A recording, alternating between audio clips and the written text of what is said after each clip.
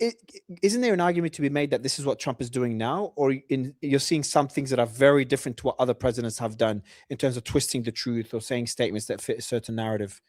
So what Oh yeah, concerns you more, this one? Because you seem very concerned about his yeah, this is way more than normal. But that was like they were trying to put a good face on things, and they were deceiving that the war could be won when it really couldn't. But there was still some tactical successes, and they would lie about why this mission was done, et cetera. They would lie about the outcome so that you would think it was going well. That was bad, of course, and that's why I called it out. But this one is just whole cloth different, because there's almost nothing that President Trump said that's true, and it's just stuff that's just fiction, just made up out of thin air. And then things that you can see with your own eyes, he'll just say, no, that's not true.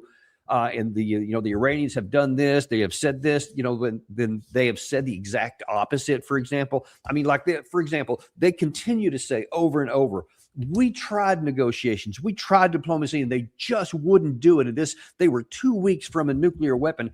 And the Iranians were begging for a deal. They gave him a golden platter on the 26th of February, 2 days before the attack started, which would have been a tremendous diplomatic victory for Trump. All he had to do was take it, and instead he threw it in the trash and started a war, but then claimed that the Iranians, they weren't even willing to make a negotiation. All we asked them to do was not have a nuclear weapon, but then they lied and said, that's not what they wanted to do, but they did want to do that. They said expressly that they weren't doing that.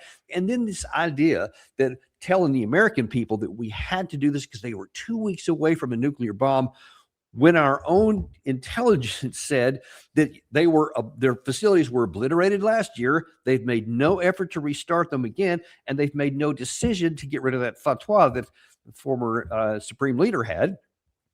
So then it's physically impossible for there to have been an imminent threat of a nuclear weapon. And yet, whether it's Steve Witkoff or President Trump or Lindsey Graham or Jack Keane, all these guys keep going with these lies that are just whole cloth lies. So to me, it's a lot different.